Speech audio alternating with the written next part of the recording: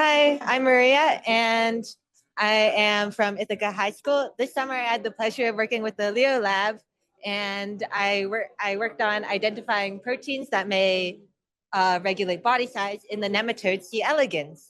So, cell-to-cell signaling is extremely important in multicellular organisms, and one example of this is the bone morphogenetic protein pathway, or the BMP pathway for short. And in us, it affects cell differentiation and cell growth. So mutations in this pathway can lead to various developmental disorders. And to study this, the Leo lab uses C. elegans as a model organism.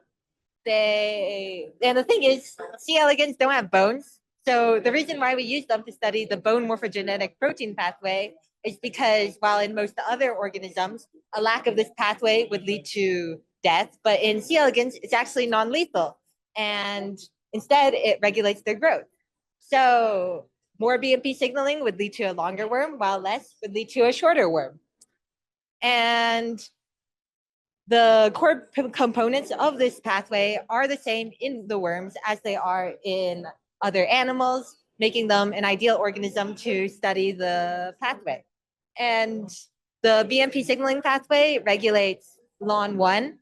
LON1, a dysfunctional LON1 protein would lead to a longer worm, as shown here. And we don't actually know exactly how the BMP signaling pathway or LON1 exactly determine the body size of the worms. So that is a main focus of the Leo lab. And previous experiments have identified proteins that may interact with LON1.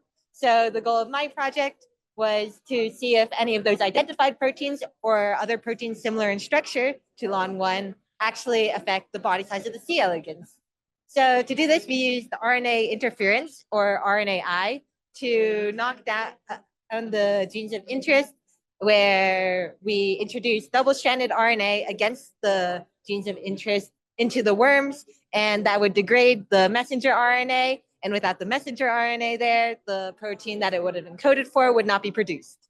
So this can actually be done in C. elegans by feeding the worms with bacteria that produce the desired double-stranded RNA.